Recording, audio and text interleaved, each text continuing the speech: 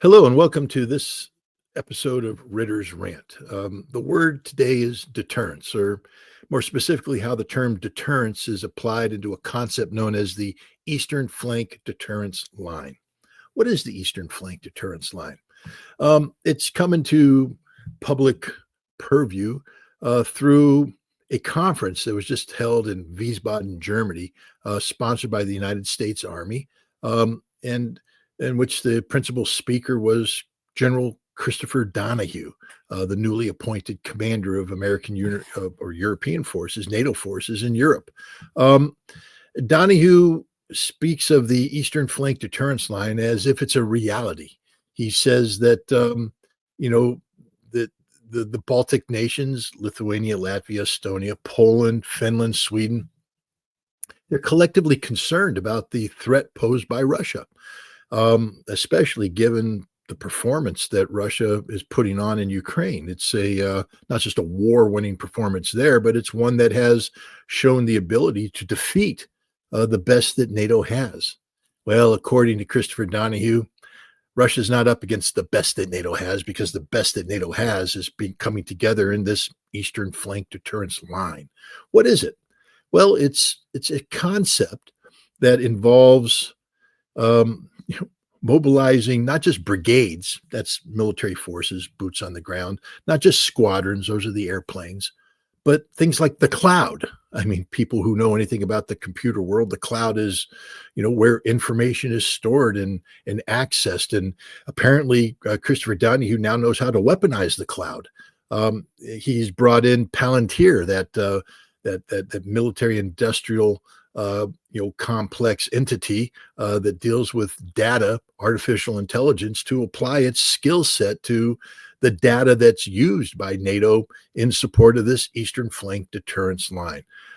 He talks about things like nodes and the ability to shut down nodes. And then he applies it to Russia, and specifically the Kaliningrad enclave, that part of the Russian Federation that's separated from the Russian mainland by the Baltic states, neighbors with Poland.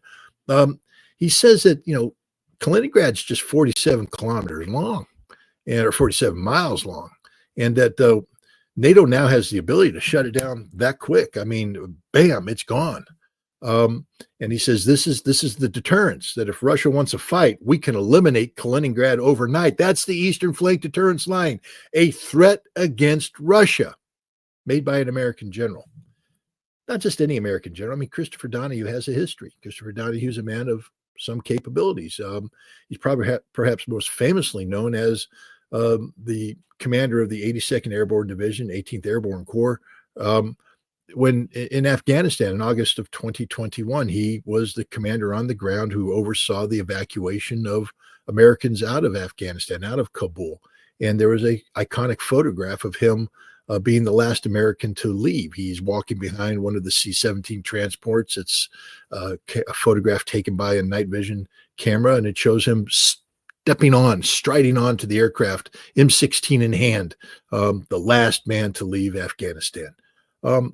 He's also a man that has a distinguished military career. This man has served in a variety of capacities, both in the conventional U.S. military, but also in the Special Operations Forces, the Joint Special Operations Forces. He served, in the Ranger Battalion. He served in a Ranger Regiment. He served in Delta Force, both as a troop commander, a squadron commander, and later on, and after doing a number of staff positions, as the commander of he's commanded Delta Force commandos in Iraq and in Afghanistan, and has participated in and commanded and led a number of high-profile missions. Now, why the emphasis? Why am I talking about this?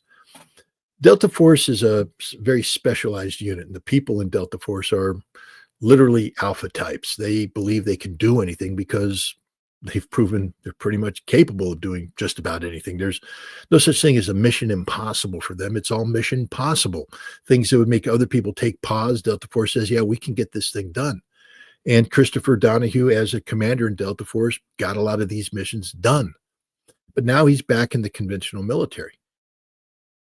And this aggressive mindset, this can-do mindset, this mission possible mindset, I think has prompted him to lean forward a little too far.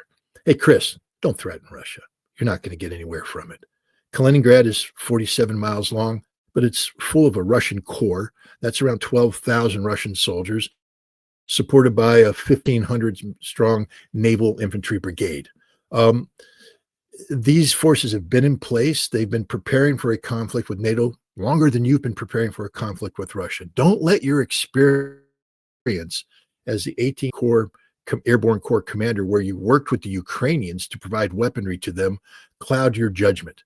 In fact, reflect on what you learned as the point of contact for providing American support to the Ukrainians, especially in the time frame associated with the failed Ukrainian counteroffensive in 2023, and come to the realization that Russia is a world-class military that is fully capable of defeating NATO in a stand-up conflict. Now, I know you have to generate, confidence among the people you lead. And maybe the Eastern Flank Deterrence Line is something that you can sell to your European allies. But please don't think that you can go to war against Russia, because the ignorance that you manifest in seeking out to isolate simply Kaliningrad from the rest of the Russian military reality is borders on stupidity. The moment you strike Kaliningrad, the totality of Russian military power will be brought down on your head.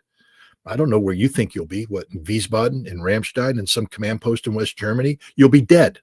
The Oreshnik will get you, and you've got no defense against the Oreshnik. And any forces you bring up against the Kaliningrad enclave will be destroyed not only by the Kaliningrad defenders, but by weapons that will be deployed by Russia, Caliber missiles, Iskander missiles, more Oreshniks perhaps, and other military capacity that the Russians have. You don't live in a vacuum. You don't get to have your land Euro conference as if the only power that matters is that of the United States and Europe. Look at the military forces available to you, Christopher Donahue. You don't have the capacity to wage a war against Russia as things currently stand.